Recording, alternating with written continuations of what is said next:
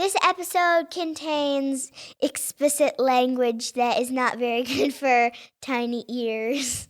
So if you're with your kids, put your headphones on. Take it away, Mom and Dad.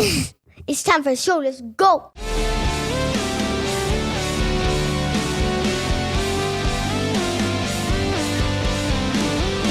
Hello and welcome to Anatomy of Us. I'm your host, Melanie Studley. What's up, guys? My name is Seth Studley. I am a licensed marriage and family therapist. Thank you. Yeah, jamming. Thank you so much for joining the show. If you're new here, we talk about real help for real couples from a licensed marriage and family perspective and from a couple who's been married 17 years and gone through some S. We That's know right. it, guys. And today we are kicking off April is for Fools. Ooh, Our fools. month all about infidelity, cheating, and what to do about it. So we are glad that you have joined us on this very fine day. But All before right. we dive into the podcast, why don't you tell us who this podcast is brought to you by? This podcast is brought to you by BetterHelp.com/us. BetterHelp.com/us is an online counseling service where you get hooked up with a literal, legit, licensed therapist in your state, just like me, to get the help you need. You got anxiety, depression, COVID got you down, inflation. The feds just raised rates. Don't know if you knew about that. There's a lot of stuff going on, right? So go to BetterHelp.com/us to literally get hooked up with a therapist today. Do it. You can meet online from the comfort of your own home, from your bed, from wherever. You got a phone, you got a computer. You can get therapy that is real and legit, and I promise you it will help you. We've done therapy before. It is not a sign of weakness. It is a sign of growth and wisdom. Go to BetterHelp.com/us. BetterHelp.com/us. All right. Let's go. Let's go. All right. Today's question. So we actually don't use names, so we're going to call today's question asker Amber. So Amber writes in, this is not her real name. She says, I am positively positive. That's not what she wrote. I am positive my fiance isn't physically cheating on me. However, he is constantly adding security measures to things we once shared. He had a past with cheating with females online, but has supposedly stopped. I have found dual SIMs on his phone and email accounts that I didn't know about on top of a cloud account. A separate voicemail, deleted videos, and phone numbers without names. I have confronted him about this, but he just gets extremely angry and says I don't trust him and accuses me of looking for a reason to leave him. This is so far from the truth. He is my world. I try to be understanding and let him know we can get through anything if only he will talk to me. Now it's almost an obsession to want to look through his phone. I hate that I feel this way. I am at a loss of what to do. Advice, please.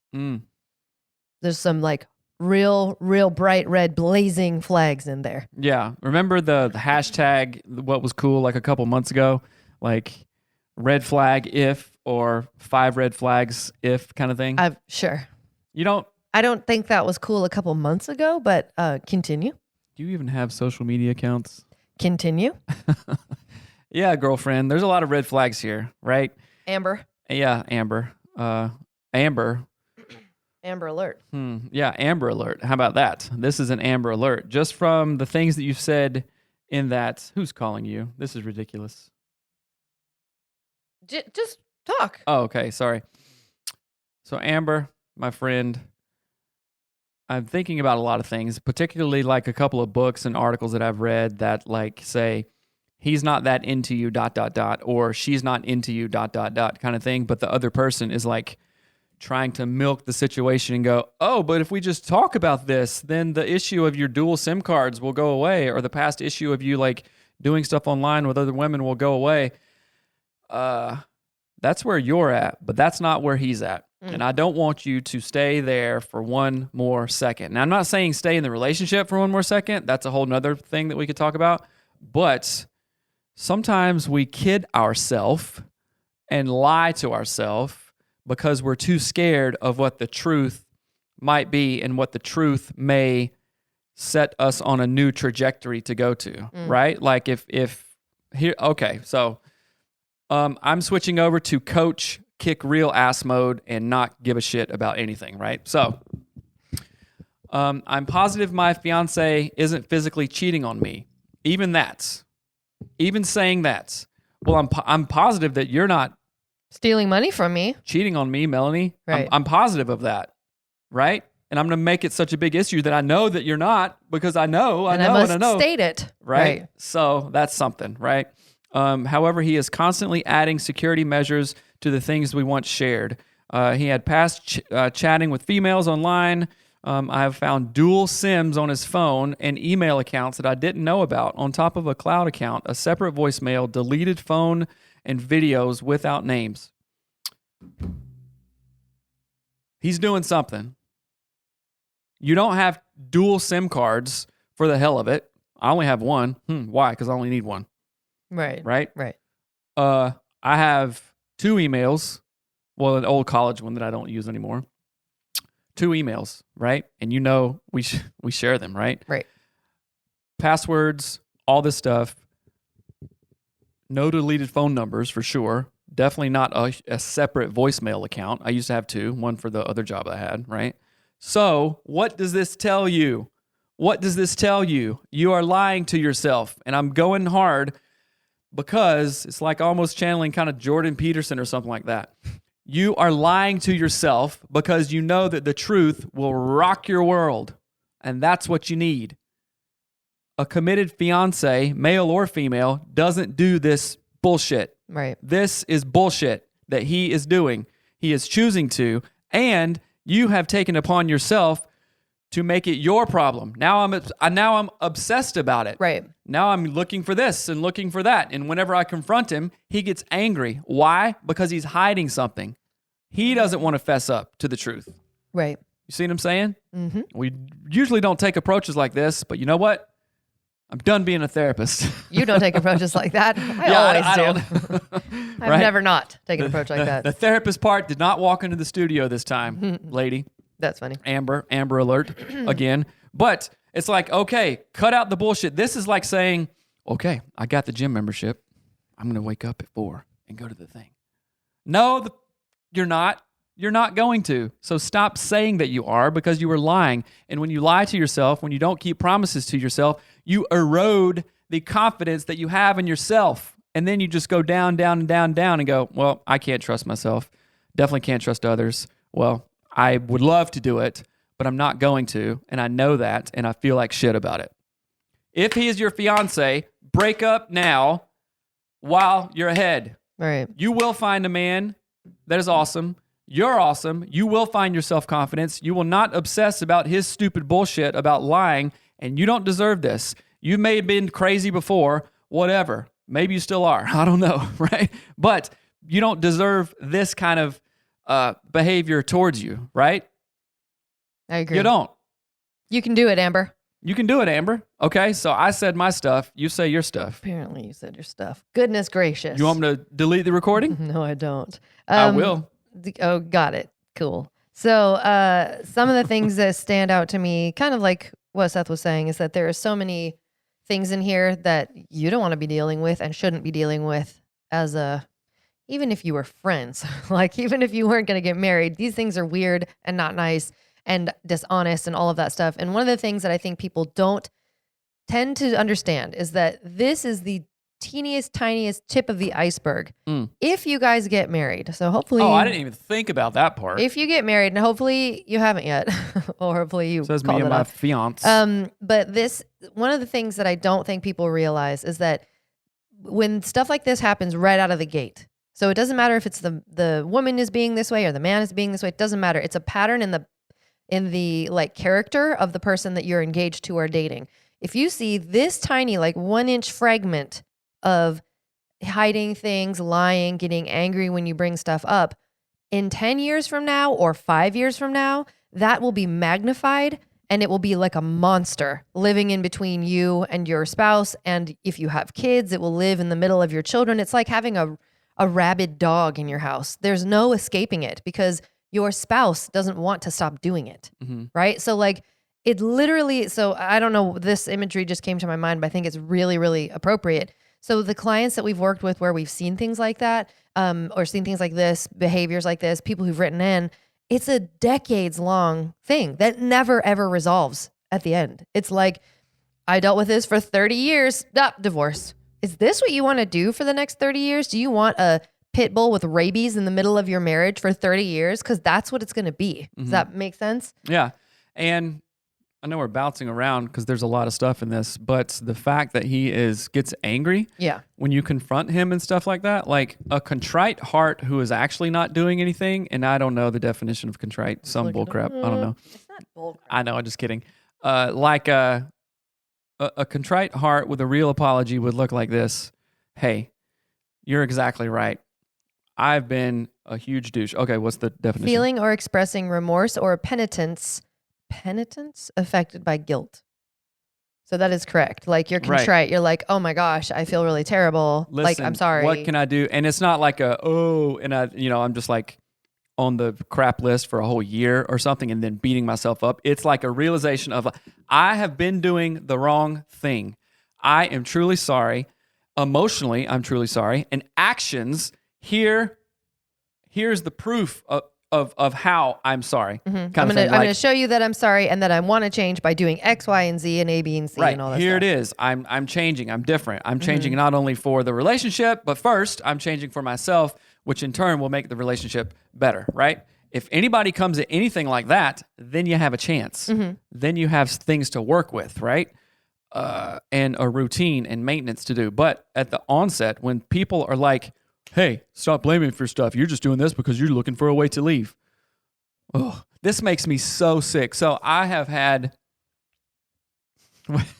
That's funny because I know when you do like this and back off their microphone, it's like, okay, he's going to go. I'm just allowing you to talk. I'm being respectful. I know, but it's cute. I just am observing. So I've had so many clients, not current clients, not coaching clients, not current therapy clients, so many clients in the past where they would involve themselves in such bullshit, idiotic drama and then tell me about it in therapy. And of course, I would talk to them about that. But like I would hear so many stories of this Karen did this, or this Julie did this, or this Jason did this, or who knows. I'm like, do you realize how stupid all this is? How you are involving yourself in all of their bullcrap that just is ludicrous, that doesn't make sense on any plane of thinking ever, right? But we get so caught up in it, so just right. Can I make a comment on that? Mesmerized in it, and it's like, no, you can get out of this. And I'm saying this because I want Amber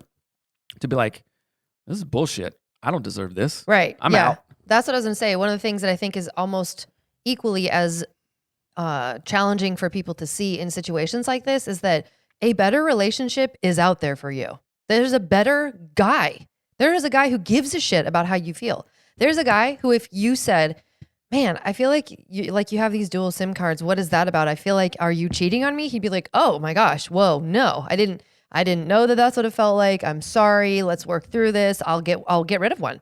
There's a dude like that for you right now, just waiting. And or how about this? There's a dude that wouldn't even have dual SIM cards. For sure. Unless it was for work or he's a secret FBI agent. Right. Is your fiance an FBI agent? Oh, he is. Okay, sorry. Forget all that. Amber, is he you're not? golden. Then yeah. Right. I agree. That's a very well said. And I think too, one of the words that you said, one of the phrases was, "He is my world." Now that, young lady, girlfriend, is a bad idea. Your world is a douchebag who gets mad at you when you try to have a fair relationship. Oh, that's your world. Your globe is a douche. A shower. Your globe is a shower, a douche cap. But seriously, I want you to think about what you're saying, because that's a really giant statement. So like, Seth is not my world. We're married. He's the father of our kids. We live in a house together. We have joint bank accounts. We run businesses together. But dude ain't my world. I have friends. Well, I have friends that all of our friends are shared friends. But you're not my sun and moon and stars, right? And neither am I to you. And we shouldn't be. We ourselves and our sort of like attachment to source should be our sun and moon and stars. Yes. If that makes sense. Which probably doesn't even sound like it makes sense. Our attachment to source should be sun and moon and stars. We've been reading too much awesomeness. Or Born Rich. Born, not More Rich. Born Rich, Bob Proctor. If you haven't read it, change your life. It's amazing. It's amazing. So when our relationship was not in a good place, guess what we both thought? What? Oh, so that's my world. Melanie's my world. I can't be okay if he's not okay. I got to make her happy. She's not happy. She's never freaking happy. That's making me miserable. Understand? Right. And that's when stuff was going off the rails. That's when stuff wasn't working. That's when we weren't happy. But we were working to make it better. I wasn't going, you know what, Seth? I'm mad at you. I'm never fixing anything. I'm never doing anything different. We decided together to work together to get better together. When the hell was that? So I was looking through an old journal yesterday, and it was back in 2018, so 5 years ago. What was 5 years ago? Sorry. An old journal that I was looking through. Okay. It was like, I think it was actually almost 5 years ago, like April, like early April or something. And that's when you had just read Miracle Morning, like Savers. And I started doing Savers, and it's so funny just like looking at the old journals and now like how our systems and journals and stuff, it was just like, Saver, I like this stuff. And it was like so You turned into, simple. what's that guy's name, that comedian? The Jim Gaffigan. Oh, I like meat. Look at me. I like this. I like this. I'm a dad. I drive a Chrysler. Hey. Oh, shoot. You drive a Chrysler. Hey. Well, that's because he had the commercials. Anyway, I was looking at that, and and that's when we really, really got like, okay, we're going for this, right? And I'm just wondering, and this will be helpful to the listeners. I was listening to a podcast this morning that some of the like just basic everyday shit for us is introductory high level stuff for other people. Oh, yeah. Yes. The same, and I'm not saying that in any ego way. 2016, 2017, 2018, the most basic dummy stuff was the top of thinking for us. Astrophysics for us. Yeah. What? Yeah. How can you do that? You can control what you think? Oh, you have a journal? You write? Okay. That's what I'm saying. Yes. That was like mind-blowing for us. Understand what I'm saying? Yes. So start small. And so this goes to Amber. If you're thinking, he's my world, I can't do this, all this stuff, start small. Yes, you can. Yes, you can. Maybe you right now are where I was or where me and Melanie were in 2016, 17, 18, thinking, oh my gosh, this is so new. I don't know how I can do this. Yes, you can. Let us be living and walking and listening proof. So like you can change, you can do freaking anything, and you don't need this asshole who is lying to you about a SIM card. You want to marry a guy that's lying about a SIM card? Are you kidding? Right. It makes me think of this. Have him lie to you about like, hey, I've been trying to kick ass and buy us this house, and I got into debt over here because I know I want to build this stuff over here. Oh, baby, you did that all? Okay, that's great.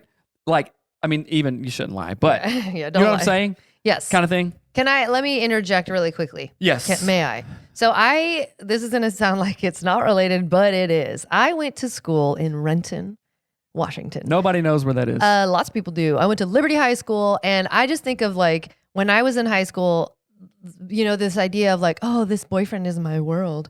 And, you know, then you think of as an adult, like a grown up looking at these boyfriends that are these girls' worlds and how they're just like ding dongs, right? They're dip daughters. They're Dit daughter.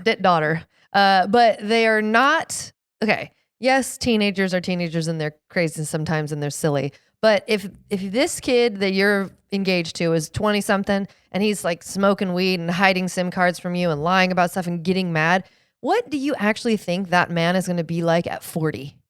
Like, look around, look at the men he has in his circle. What's his dad like? What's his older brother like? What are his cousins like? Are the older men in his family dit daughters? Are they douchebags? Are they responsible and loving and kind and truthful and honest? Then maybe, just maybe, he has a chance to get there. But if they're not anything like that, you might as well wave goodbye and find someone who does give more than 2 shits about you, maybe gives 25 shits about you, right? And start that relationship there. Because I think so many like young couples in love just think, oh, this is just a season. Lying perpetually and getting angry is almost never a season. Almost never. And I think I would hate to have you sign up for 25 years of that or even 7 years of that. That's a big waste of time. Or even 1 year. Like, right. How devastating is it to get married, like while having some reservations? Yeah. And then be like, Damn it. You already What? know how, but you said, like, I'm obsessed with looking at his phone. I hate how I feel. Have fun when you're actually married. Have fun when you get pregnant and he's doing this. This stuff almost always ramps up right when people have their babies, which is Snap. like the sin of I don't even know. That is like satanic to the core, but it happens all the time. Facts. That husbands, and I mean, like, broad brushstrokes, please don't get offended. It's just something I've seen that when their wife has a kid, they do some stupid thing based on porn or adultery or whatever, right at the time that their wife feels the absolute worst about her body. I don't know why it happens, but it does. So do you want to sign up for that? That's probably what you'll get if you marry this guy, right? Now, again, please hear us, Amber. There is a better person out there for you who will not have dual SIM cards, who will not hide things from you or lie to you about stuff, who will not get angry when you say you're upset. Don't settle for what feels like the easiest person, or, oh, he's right there, or what, I'll die if I leave him. No, you won't. I want you to do a thing that I love to tell clients to do. Let's worst case, mid case, and best case scenario this. Worst case scenario, you break up, and what happens? So she breaks up with Douchebag Johnny. Douchebag Johnny. So Amber breaks up with Douchebag Johnny. What is the worst case scenario? Oh no, we broke up. Shit. Yeah, he doesn't give two shits because he's on to Denise over there. He doesn't care. So he might be mad at you. What's new? He's mad at you for asking him questions, Amber. So that's worst case scenario? He's just mad and you're sad. Okay. What's mid case scenario? What's like the middle? Like, well, you break up. He's still mad, probably, but you feel okay. Mm-hmm. Right? What's best case scenario? You break up and your entire family's like, thank you, Lord. She's going to have a better relationship with somebody else now. Things are going to go great. He's still mad because he's probably not going to change at all. But what's best case scenario in your mind? That right there. Oh, I went through 6 months of hard times. This sucked. Breaking up is hard to do. Breaking up is not fun. It sucks. And you go through that. Oh, what? A month, 2, 3, 4, 6 months maybe. I'm like, oh my gosh. But then you will begin to get your real legs under you. Mm-hmm. This can be the time. This can be your 2016, 17, 18, as it was for us. Mm-hmm. Oh, I'm reading. Like a transformation. Right, a transformation. I'm reading different books. My friend group is different. I have a different focus because of my mind is different. Change your thoughts, change your mind, right? Change your thoughts, change your life. Not your mind. You've said it wrong a bunch of times. Change your thoughts, change your life. Well, I should write a book about that then. How you said it wrong? Yeah. And then your focus is different. And then people and circumstances and things are coming into your life because you're attracting it, right? You're not obsessing over bullshit Johnny over here doing stupid stuff. Right. How about this? Right? Obsess about your wellness and your well-being. That doesn't mean be like super weird and like snatchy to people. That's not what I'm talking about. But be obsessed with how well you're doing. Be obsessed with personal growth, personal development, all of that stuff. Note that we did not say in the best case scenario, you leave douchebag Johnny and find another guy. Because that's not the best case scenario. That's not what we're after. We're after your like well-being and personal growth and personal development. Right? So don't pin your well-being on someone else. Do not make someone else your world. Because someone else will never care as much as you do about yourself. Now, you can co-create a world, right? I think you and I have a very good co-created world that involves our business, sex. Which business? We have plural. Multiple business, sex and relationship, family, fun stuff that we do, our friend groups. That is our co-created world. Right? That we have created. We haven't made that our world. If I lose that, I die. That doesn't have its own orbit. It's not like, oh, Melanie has her own orbit of all this cool, fun stuff, and I'm just like in it, right? In it or trying to get in close to it. No, we created this world, right? Thinking of Eckhart Tolle, like New Earth for some reason. I don't know why. Right? But it's a co-created world that we decide how to engage in that. Is it perfect? No, there's shit that happens all the time, right? And then also I have my own world, and it's not okay, Seth just goes off and does what he wants, spends what he wants, says what he wants, whatever. It's not that.